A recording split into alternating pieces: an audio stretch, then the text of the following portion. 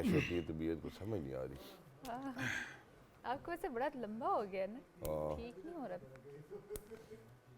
Standing by.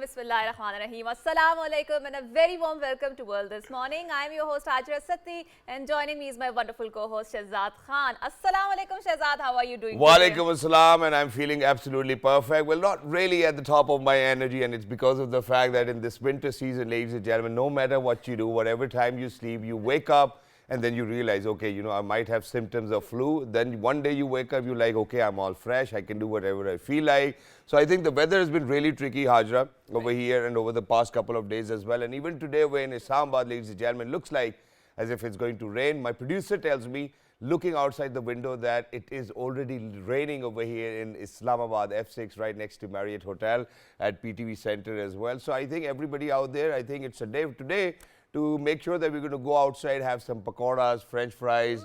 Wonderful offer. Yeah, or some Certainly. Bengali samosas as well. So I think everybody out there, if you have some free time, if you're not going to lie to your boss, please make sure that you go outside for a cup of tea. I think you will feel great. Wonderful. So I felt that for a couple of days the winter season was receding a bit because I felt that it was getting more warmer, but now it's raining. Certainly we will see some drop in the temperature. Having said so, Shahzad, so we have seen and we have already discussed about how Prince Harry's book, The Spare, is in the news nowadays and it is making quite some waves, and we've discussed that how elaborating his fight with his brother and writing it on the book and sensationalizing is not the right way about it. But having said so, the book is out in the market and there's a lot of commentary going on there. True. And there was a very interesting article, a book review by the BBC, and I would like to quote it that it's a part rant, part love letter and part confession. And there are a lot of things that he explained, and obviously one could have that glimpse of it that he certainly is trying to sensationalize some part of that thing. But having said so, he was born and raised in a very luxurious lifestyle, but also that system is very broken there because there's so many restrictions there. There are so many rules there that you have to comply by. For example, how his mother suffered in that very broken system. She was not loved there, and the love she received from the people out there, she was called the princess of people's heart, even though she was divorced by the current king, but then again she retained her title because obviously she was a very famous personality out there. And obviously as a boy, when you are growing up and when you see that the marriage is being annulled, it's not a very fine time or a very healthy childhood. Especially when the parents are not getting along very well and there's always fighting going on, and that obviously affects the part of your life. Exactly, it does. And you know, Haja, you very rightfully actually kind of pointed out all of those things as well, where you quoted BBC as well, that is partially rand and partially all of those things as well. But in addition to that, you know, so imagine, I think that, you know, if somebody, if God forbid, no, well, not God forbid, fortunately, I was probably a prince or a king, I don't think that I would actually complain and I have to write a book about it as well.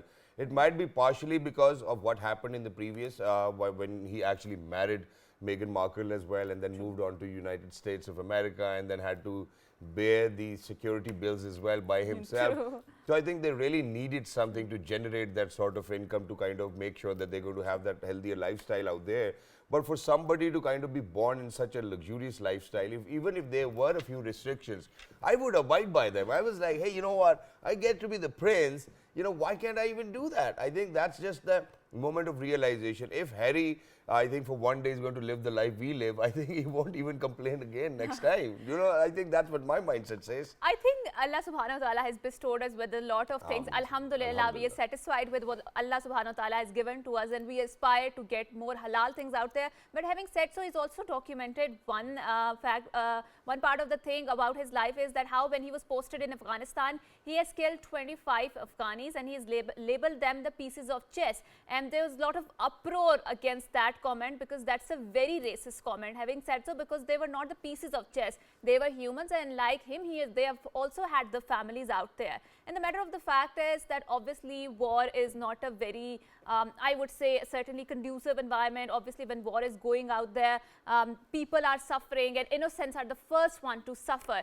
So having said so, I do find that there is a lot of duplicity in his comments because when it comes to Meghan Markle, he is seeking justice on the very racist grounds. And when he called them a pieces of chess, he is doing exactly the same thing, right? He is saying that, you know, they are not humans out there. This is the recurrence of same Orientalist dialogue where the Asian people are considered to be inferior and then the Western people, the Caucasian, the whites are considered to be more superior races out there. And Haja, this is where hypocrisy comes in. So you imagine that, you know, these are the people who are at the very forefront of making sure that they're going to help people wherever they are in need. True. You know, so that's what they do. They do these charity dinners, make sure that they gather a lot of people, you know, generate a lot of income for people who might need a lot of help. But imagine on the other hand, they're saying that, you know, that for all of those people they might have killed, you know, during the war or whatever it was. I think that labeling them as pieces of chess is something which is very inhumane. And I certainly cannot absorb that. But moving on, coming down to Pakistan, you know, I think let's talk about the prince and the king of Pakistan as well over here. But before we do that, ladies and gentlemen, let's take a good look at the top stories, what's happening all over the globe and within Pakistan. So first up, obviously, we really need to get started with where Prime Minister Shehbaz Sharif will pay a 2-day official visit to United Arab Emirates from Thursday. The Prime Minister is visiting United Arab Emirates at the invitation of President Sheikh Mohammed bin Zayed Al Nahyan. During the visit, the Prime Minister will meet the President of the UAE with particular focus on advancing economic trade and investment ties between the two brotherly countries and creating increased opportunities for the Pakistani workforce in the UAE. And of course, we've seen that there's a lot of potential Pakistani diaspora in the Arab countries, and obviously they're earning money there and they're sending their remittances back to Pakistan. And having said so, remittances is an important part of Pakistan's GDP, and we have seen that their contribution to Pakistan community is enormous. So having said so, we really need to look after the expat community, the Arabic Pakistani diaspora out Exactly, and not just that, in addition to that, you know, Haja, so I have a couple of friends who actually live in UAE, they work in UAE. And your sister is also living there, Yes, right? alhamdulillah, and they have a great living lifestyle as well. So what I cannot get my head around is that every time I am in UAE and I'm right next to my friends staying over at their place, I don't know why do they ask for an American system. They want me to chip in. I was like, yeah, what's the point of you guys living in UAE if I have to come and spend while you guys are here, working here as well? That's something which I cannot get. So I would request people who are outside Pakistan, if a Pakistani is visiting you, you know, I think for us the most luxurious element is that we might not have to pay room rent. Please make sure that we do not have to pay for anything. You know, that's what we are expecting. That's the expectation when we are coming to you as well. So for all of those people out there, please make sure that you are more mehman nawaz. Right, that's true. Moving on to another top story, which is about the comedian Majid Jahangir, who has gained fame from PTV's comedy series 50-50, has passed away after prolonged illness in Lahore. Inna lillahi wa inna ilahi raji'un. His son Fahad Majid said that the legendary comedian will be laid to rest in Karachi. Media reports says comedian suffered injuries after he fell from his bed a month ago. His spine was fractured in the mishap. Jahangir was suffering from a respiratory illness which worsened recently. And we've seen, Shahzad, that how 50-50 was such a famous drama of PTV that we could still recall the stories of our parents where the roads used to get clear because people used to go towards their home, they would gather, and it was such a bonding force. And obviously 50-50 was based on the American comedian show. And having said so, they knew how to very finely tread the line between insulting someone and between the comedy. Exactly. And that was the sort of content that PTV used to bring, and it is still striving now. And that's exactly, you know, what I've been thinking about when we talk about programs over here. I think that we should have a Pakistani version of Friends as well. And I think that it's going to be phenomenal because we do have some amazing theatre actors over here. Because with Friends, what used to happen was that there was live audience and then they used to perform and record at the same time. And I think even now, you know, if I'm on my lunch table, you know, I would certainly make sure to tune into Friends and then just watch an episode or two and just enjoy. So which one of them was your favorite character? So honestly speaking, I didn't watch Friends. So my sister is a big fan of it, and like you, she's always watching, consuming Friends while eating, while in her spare time and whatnot. But and she's always asking me to watch it. So I said, okay, I will watch it, but not now because I'm really hooked to the Turkish seasons and the Turkish series, because I do feel that we have more of cultural proximity to their culture and not the American one. So yeah, but I'll watch it. I mean, so even if there's, you know, even if the culture is not similar, you know, just to watch it, just because, you know, it's great humor, it's great comedy, and there's always thin line in between, you know, kind of embarrassing somebody with your jokes. And same goes for Friends, because Friends have been really on top and they've always made sure to give us some good content as well. So if people are out there and they still haven't watched Friends, I think today is going to be a good day and good time to make sure that you go to actually watch Friends as well. So my favorite character happens to be Joey. All right, now coming down to which what I love the most, ladies and gentlemen, today. Obviously, in the first one-day international taking place in between Pakistan versus New Zealand, Pakistan won against New Zealand with 6 wickets. Today, it's going to be the second one-day international taking place in between Pakistan versus New Zealand, that too in Karachi. And it's a 3-match series, ladies and gentlemen. We still hope that Babar Azam-led Pakistan team will, inshallah, once again emerge victorious, and the green shirts would shimmer with success. And if we win this match today, we're going to win the one-day international series taking place in Karachi as of now. In the previous year, 2022, we have seen Australia come down, England, New Zealand. We have played against West Indies, and I think that so far so good. And if we are to speak about one-day international statistics in 2022, ladies and gentlemen, 9 one-day international matches were played by Pakistan. Out of them, we won 8. Then there was another one, the 2023, the first one against New Zealand, we won that as well. So we are on a 9-match winning streak since March 2022. And a big shout out to the entire team, the management and Pakistan Cricket Board. So I think wonderful Pakistan has been playing really good cricket when it comes to the ODIs, but when it comes to the test matches, Pakistan has to improve a lot. Having said so, it's a sport, obviously one team will win, another will lose. So coming back to our today's topic, which is about the deworming and why it is important to deworm your kids out there. They're definitely not that fatal, but having said so, obviously they impact the health of the children, and especially sanitary conditions are very important. Exactly. Yes. And Haja, before we actually speak about deworming and the entire campaign which is being undertaken by the Ministry of Health and Ministry of Education and all of these coalition partners, there's one more thing which we wanted to talk about, and let's get started with that. So imagine, you know, we've been speaking about that how now the world is actually moving on towards electric cars. And how we are moving on to renewable energy resources, for example, may it be solar, may it be electric. You know, we're making sure that people as humans are becoming smarter every single day. Now the problem is that if we are to kind of move on, the entire world needs to move on to electric cars, because we think that burning of the fossil fuel will actually have a more enhanced you know, carbon emission imprint on this world as well, or the CO2 footprint.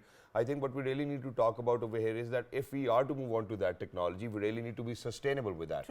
And in order to be sustainable with that, we really need to have the entire production unit over here in Pakistan so that we can use it for ourselves.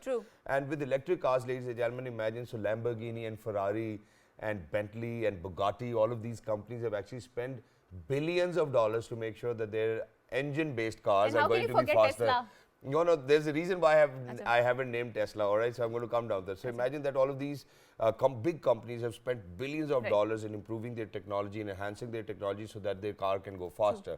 But imagine here comes Tesla with an electric car, and you know, because as soon as you hit the gas, ladies and gentlemen, as soon as you hit the pedal, you know, because when we speak about the electric current, ladies and gentlemen, there's no lag in it. You know, so all of a sudden, you know, we have Tesla, which is faster than Lamborghini, which is faster than Bugatti, which is faster than Bentley as well. So I think for everybody, we have seen Teslas over here in Pakistan, but that's not the only company which is making electric cars. Maybe BMW, maybe Mercedes. Everybody's making their electric cars as well. With BMW, the series is with I, and then with Mercedes, it's the series is with E, EQS, Right. and then, you know, so there are different variants of it. But the core crux over here, what we wanted to discuss was that how can Pakistan be sustainable in making sure Right. that we're going to have the entire production plant over here and then use it for ourselves and for our betterment. And ladies and gentlemen, to talk about that, you know, the lithium ion batteries which we use in our cell phones, which we use in our cars, almost everywhere these days. How can we make them? Can Pakistan make them? Is there a stereotype? Oh, sorry. When we talk about if we have made something out of it as well or not, I think that's something which we wanted to discuss, ladies and gentlemen. We're very lucky that we've actually been joined by somebody who happens to be an energy expert. He is Dr. Ghulam Ali. Hello, sir. Assalamu alaikum. Good morning. How are you? Walaikum assalam. Thank you very much for having me here. I'm fine. And I'm here to talk about the lithium-ion batteries. Exactly. And yeah, you can ask whatever you want about these. It looks like as if I'm on an electric battery today and Dr. Saab is on an engine, but I think we're going to warm you up as well. But first things first. Okay, you know, so we are talking about, you know, how Pakistan really needs to be more sustainable in terms of when we talk about energy alternatives. Right. Now, when we speak about alternatives, do we really have any sort of a plant over here, some research going into it, whether how can we do that? Because what happens is that, you know, if we are to import all sorts of fossil fuels into Pakistan to make sure that our industry, our cars and everything is going to work, but if we want electric batteries to work for us, why are we still importing them? We really need to make them ourselves, no? Yeah, for sure. One day we have to go towards this for the production. True. Because if all the vehicles are converted into electric vehicles, of course they are using lithium-ion batteries, and these like millions of vehicles, they are using batteries. And if we are importing those batteries from like China or the Europe, we are at the same situation like we are importing the fossil fuels, right? So the thing is, we have to produce, we have to make sure that we can establish some kind of factories here for the production of lithium-ion batteries. Recently, after China, India has also established one unit to produce the lithium-ion batteries, and they are going towards the electric vehicles. So why can't we? Actually, lithium is the problem, because the lithium is currently available in few countries like Argentina and Chile and China and Australia. But we can import and we can make, because we have all other components like aluminum, copper, we have available in Pakistan, and we can use those to fabricate the lithium-ion batteries. So the thing is, it will take some time and some sort of like equipments to make the lithium-ion batteries, but one day we have to go. Ultimately, we have to go for the production of lithium-ion batteries. There's no other way. I think it's great. I think it's great that you've actually set the foundation right, that we really need to kind of go towards that. We need to have our own unit. But imagine for a country like Pakistan, where we still do not have a 100% car which is being manufactured within the country. True. How do you think that we can still be able to do so? You know, because there's a growing need, that's something which we do understand, but unfortunately, there's been a mafia around. So imagine if you have given an example of our neighbors, obviously, first of all, we really need to kind of take under consideration that they are in the G20 summit, which means that they're amongst the top 20 economies. Now their economy just surpassed UK as well. So we really need to kind of be very considerate over here, whether because they have their own local manufacturers who think that we really need to take advantage of technology. How do you think that people will be able to understand that this is a need of the hour and we need to jump on this bandwagon? Okay, this is very good question. Thank you and so I much. was I'm known for expecting this, because the good thing is we are not using engine in this car, which we are importing from outside, right? Engine is the main part in the vehicles, which we cannot make, right? And all the other body parts, almost we are already fabricating here. So that's the good thing. We don't need engine inside the electric vehicles, right? So the only thing we have to replace the traditional vehicles into electric vehicle are the two major parts. One is the electric motor, which we can fabricate of course, because we are making many kind of motors for the fans and for coolers and for other applications. We have a big industry in Gujranwala. And the second big part is the lithium-ion batteries. So that's the more important thing that we can make over here in Pakistan. If we can make, that means you can go 100% made in Pakistan. Okay, so my point over here is not that. My point over here is that, we really need to kind of take under consideration the people who actually are the manufacturers within the country for the cars. So let's just stop with the engine and the entire discussion. So imagine that if there is a unit which is being established across the border, I think it must have been by the people who are already making cars within India, so that they can use those batteries for the advantage of their own company and so that people can take advantage of that. Now, for example, we have Honda over here, we have Toyota over here, now we have MG. MG has released their fully electric car as well. We have Alswin or Changan over here, so there are a lot of companies which have come in.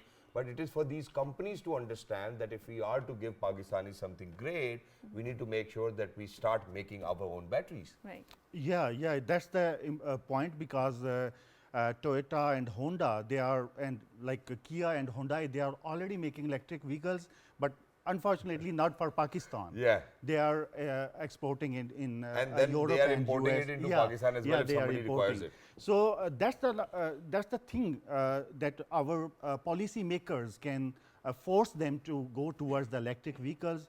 And the thing is, if we are able to make lithium-ion batteries and we can offer them those lithium-ion batteries, definitely they will come Okay, on that's this it. side. So do we have a prototype with us? What are you doing? What is your team doing? Have we actually constructed or made a prototype so far? Yeah.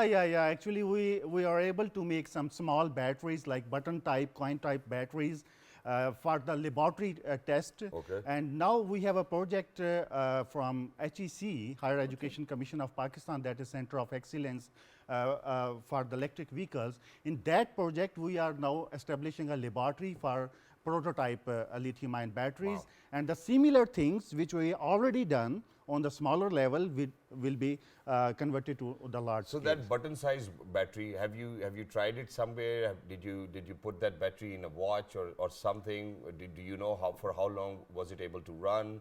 How much charging time was there? Yeah, actually we have tested all the parameters using a battery cycler, and on those parameters we were able to cycle up to 1,000 charge and discharge cycles. Wow. So similar thing will be imported to the larger scale that are called prismatic or cylindrical cells, bigger cells. And let's talk about the recyclability of this aspect of it, because you're advocating about it and you're talking about it, and also Shahzad mentioned about the carbon footprint around it, and there's a lot of conversation on the climate change and how we need to integrate the technology into the climate change. So what about the recyclability part of this, and what about the carbon footprint, the massive carbon footprints that the normal batteries have, especially when it comes to the technological scene? Yeah, that's also a very good question actually, because many people are concerned about it. The good thing for the lithium-ion batteries, when compared to the other traditional batteries, which are like lead acid and other batteries, they are very harmful to the environment. The good thing for lithium-ion batteries are like they are very safe because they are closed. So once they are packed, you don't need to open it, you don't need repair and maintenance, you don't need for.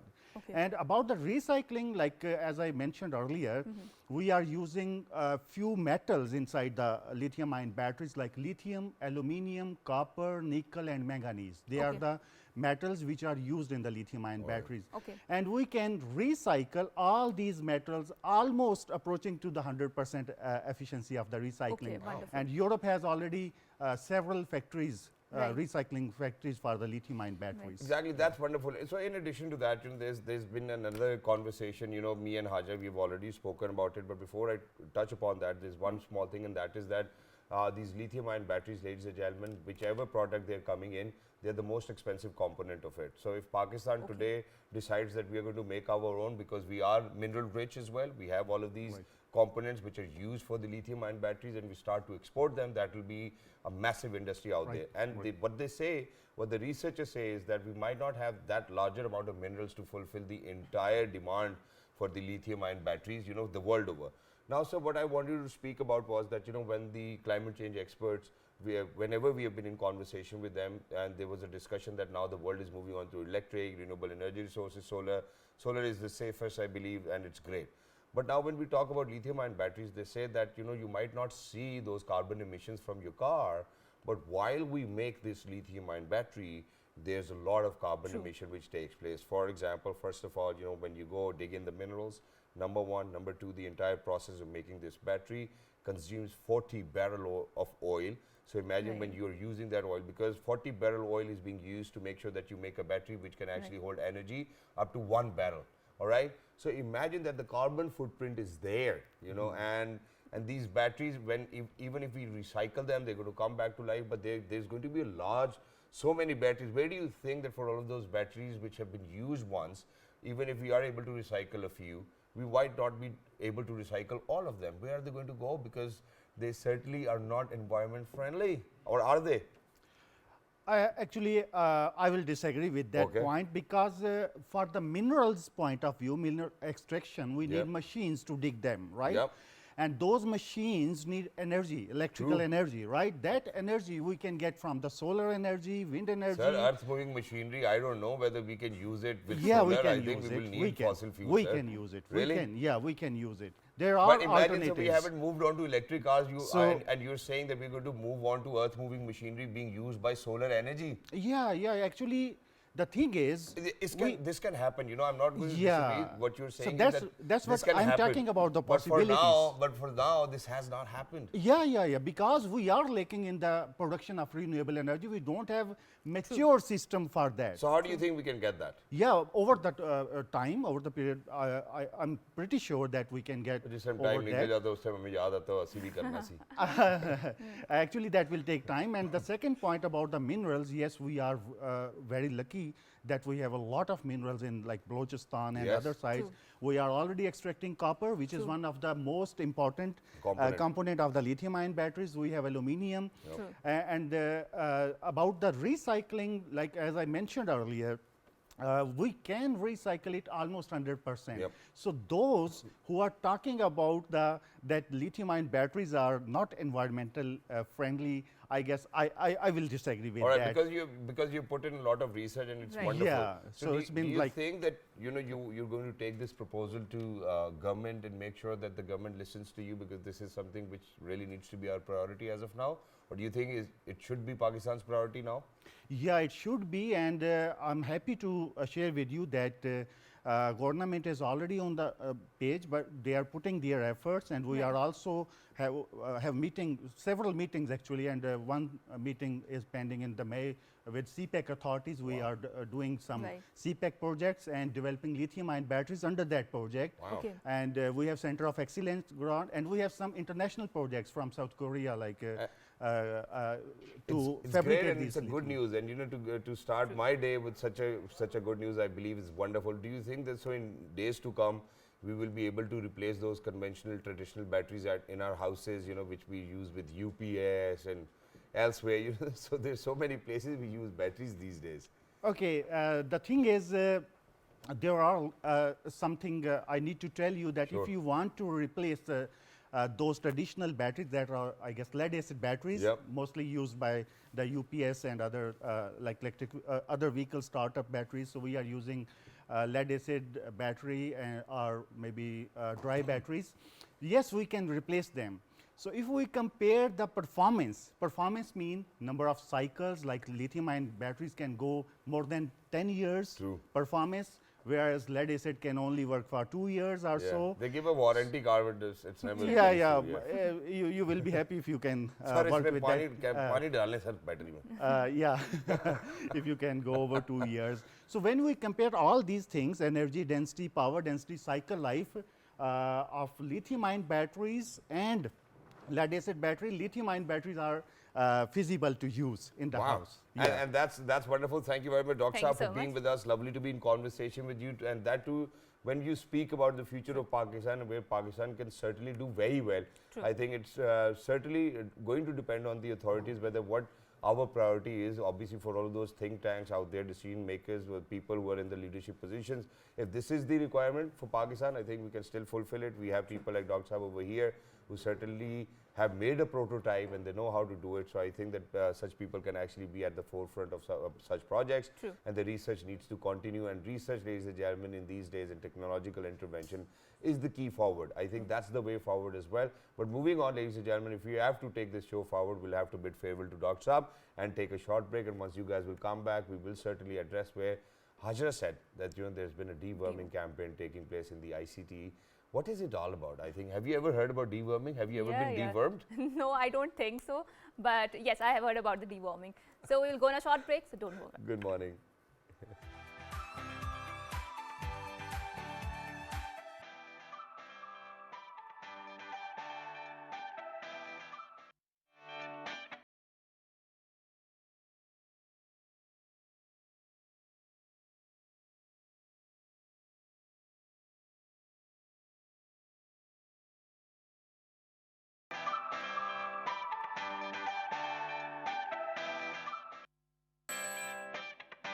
Welcome back. Thank you very much for staying tuned to PTV World. You're certainly watching World this morning. The name happens to be Shahzad Hassan Khan, and with me, ladies and gentlemen, my very well-learned colleague who happens to be Ms. Hajra Satti.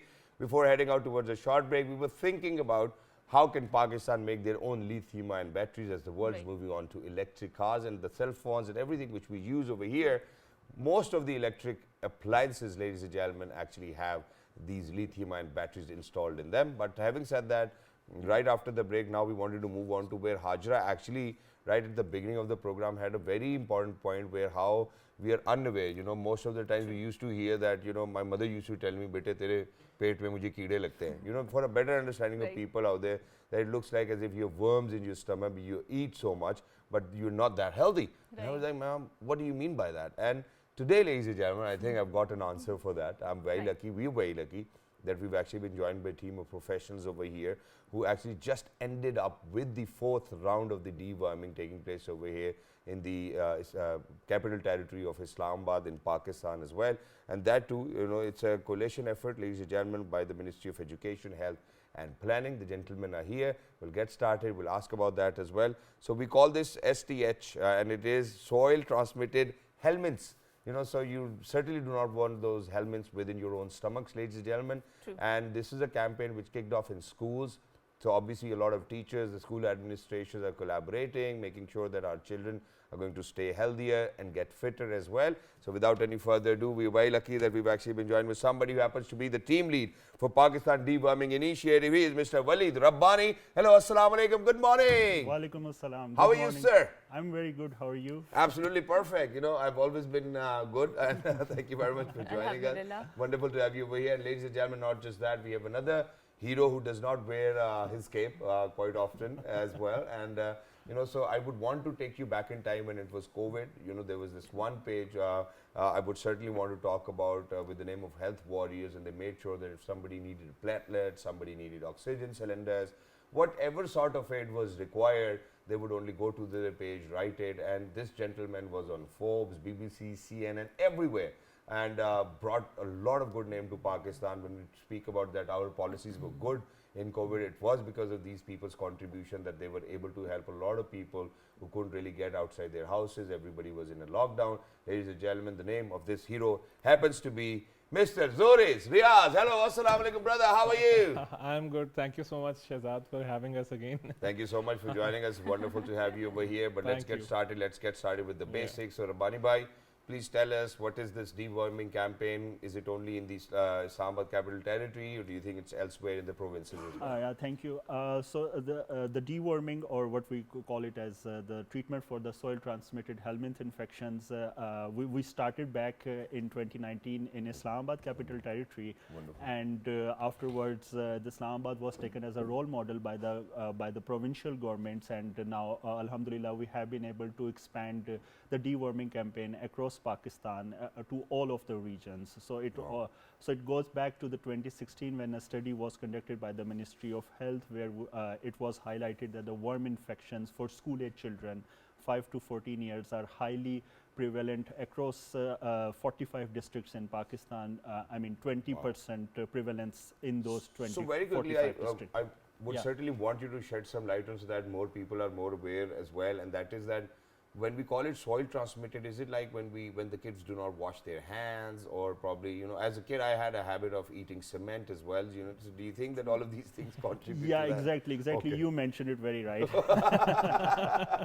So I think अम्मी सही कहती थी कि बेटा तेरे पेट में कीड़े हैं, something of that sort. Yeah. But moving on, I would want to move on to Zuraiz as well. So Zuraiz, you alhamdulillah always are there whenever such an important campaign, the well-being of the nation is being dispensed, or making sure that they are going to be very well as well, our future generations. What is your role, what the role of health warriors within the entire deworming campaign? Yeah, so basically, Health Warriors is a separate Facebook group. We are just helping in the advocacy and the promotion of the message of this deworming on the social And media. getting paid monthly? No, no. So I am working with Pakistan Deworming Initiative as well for their communications and media management and advocacy. Wow. So for that, you know, I have to lead all their events, and in fact, I invited you to the launch event yesterday, and you never responded. Because I was already at an event. So basically, I'm dealing with that, and yes, as Waleed has explained. So yeah, moving back to Waleed Bhai now. Yeah. So now Waleed Bhai, why do you think that there was a need for it? You know, let's touch upon that as well. Sure. You know, how much have we progressed? And yeah, you've spoken about that it's a country nationwide Right. campaign as well. So please Yeah. go ahead. Yeah, so taking it from the survey conducted by the Ministry of Health in 2016, which highlighted that 45 districts across Pakistan are highly prevalent for soil transmitted helminth infections in our intestinal worms. So resultantly, there was a dire need to establish a deworming program for the school-age children in those districts. Yeah. So the target is like 17 million children resides, school-age children And why resides in particularly those school areas. children? Because there are a lot of out of the school children, and like we can see in You these always take pictures. my words. Yeah, I was about to ask the same I question. think the great minds think alike, right?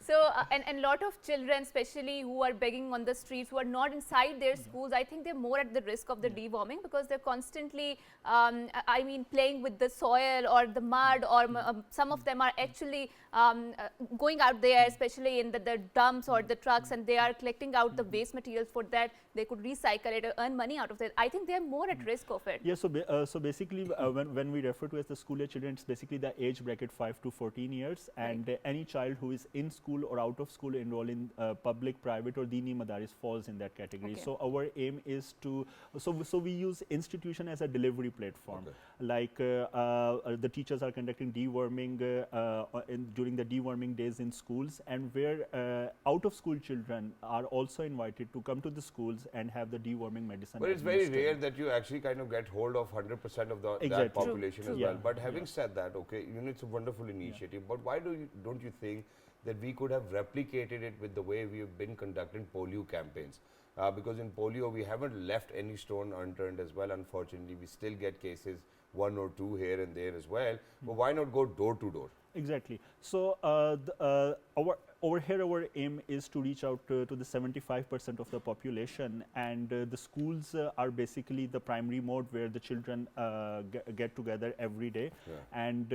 And we do have considerable good number of enrollments, specifically in much of the districts in Pakistan, but where there are more hard to reach children, where there are more children in out of schools, where there are more children in private schools, what we do is we have lady health workers or the health workers going into the houses, into the communities, like the polio campaign, to administer treatments in the communities. So in ICT this time, we have LSWs going into the private schools and also into the communities to conduct. And what does deworming. research tells us about that this deworming, what sort of medicine is being used? Not just that, you know, when we speak Right. about it, what are these symptoms for parents to kind of realize that, you know, their child might have STH? Yeah. So the medicine which is being administered by for this deworming campaign is mebendazole 500 mg. Mebendazole? Mebendazole. Mebendazole. 500 mg. Okay. Yeah. Or alternatively, some people usually call it as Vermox. It's 500 mg. It's freely available for this campaign in the schools,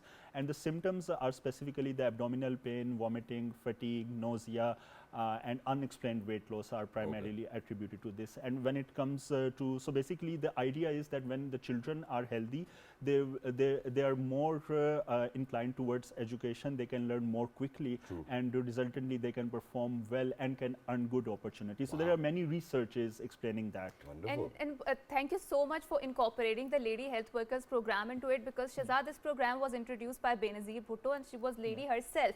And the matter of the fact is that she empowered a lot of the grassroots ladies who have access to a lot of spaces where women cannot come out because they can bond with them, and that's a very elaborate infrastructure out there. So Zorez, moving on to you, we have seen that our state has been continuously doing a lot in order to universalize the healthcare, right? But still there is a space for a lot of non-government actors to step into that. How do you see that equation, especially with your work out there? Yeah, so as Shahzad has also mentioned, we were basically a digital portal where everyone could connect. So still we have a lot of doctors, pharmacies on our panel who are actually volunteers working for the group. And whenever there is a query on the group, we ask them that this is needed in this city, we need your support, and that is how they're helping. So I mean, it is not that hard. If there is a will. If there is a will. Right. Yeah. So I mean, if I can do it on Facebook, anything can be done. Engaging stakeholders. I mean, we've seen that in Pakistan, everyone is almost willing to help. Right. So with that energy, I have actually redirected that energy towards the forum, and I've asked all these volunteers to come forward, help all of these people. When I actually see all these problems, we don't have a central patient management system. It is not even present at the district level. मतलब national तो दूर की बात है, but on our forum, when we have our a huge donor database where we connect all these people who need blood or platelets or anything of that sort. I mean, if we can maintain a central database and if we can engage all these stakeholders, nothing is impossible. So And that's true, Haja, I'm a witness to that as well, because just a few days ago, a couple of weeks ago, I had to call him in an emergency. And so what happened was, I think it was late at night, I called him and I was like that, there's somebody in Lahore who actually needs AB positive blood group, something of that sort. And so he updated his status, on his Health Warriors page as well. And I think in no time, within 30 minutes, ladies and gentlemen, we had 6 to 7 people who were willing to go to that particular place and donate it for free. And we really appreciate this altruistic spirit, and we have seen that a lot of people have this spirit of helping people is out there. So Waleed, moving on to you, we want to ask about that.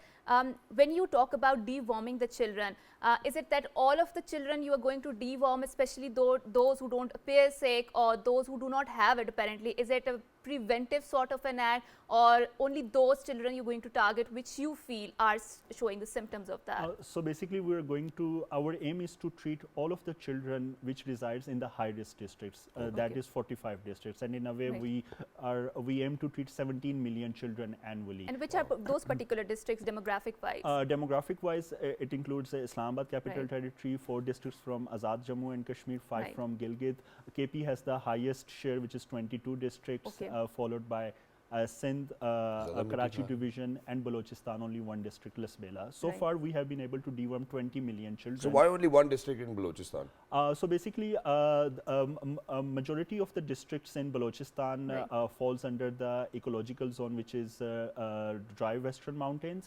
And so basically the environment is not very much conducive in Balochistan for the worms to prevail. All right, so how do you think that we can, obviously this is something which we know that it has happened, and now we're going to the schools making sure that the kids are going to leave the kids' stomachs as well, so for all of these STH. Now, how do you think that we can prevent deworming or worming? Yeah, I think by following very basic hygiene practices, we can make sure, like keeping our environment clean, always wash hands after using the toilet, before having food, making sure that our food remains covered at all times, and like by following basic practices, using toilets, not discouraging open defecation, and by following these basic practices, I think we will be able to cater sort of to this menace as well. And with that, ladies and gentlemen, we actually have, in addition to that, a public service message. Please go ahead. Once you guys will come back, we'll definitely bid favor to our guests over here as well. So please, let's go. Let's take a good listen. आओ खेलें। नहीं अम्मी ने मना किया। आओ समोसा खाएं। नहीं अम्मी ने मना किया। आओ रेस गाएं। अम्मी ने मना किया है। और कैसे बचाऊं इसे पेट के कीड़ों से? पेट के कीड़े तो किसी भी बच्चे को हो सकते हैं। इनको खेलने से नहीं, कीड़ों को पलने से रोकें। साल में एक बार बच्चों को डीवॉर्मिंग की गोली खिलाएं ताकि ये सेहतमंद रहें। पेट के कीड़े दूर, सेहत भरपूर। Right, so हाजरा, आज मौसम भी बहुत अच्छा है और समोसे खाएं। I think pakode would be fine, but अम्मी ने मना किया है. Having said so, we feel that we also need to revert back to our religious tradition, because sanitization or making sure that half of our religion. Exactly, is making sure that we are healthy. And when we say healthy, of course, sanitation is an important part of that, and especially when we target these communities out there who are very integrated with our religious traditions or values, these messages can certainly help. And with that, we will say thank you so much to our guest for coming here, for enlightening us on the deworming initiatives. And until next time, it's a goodbye, Allah Hafiz, and good morning. Have a great day.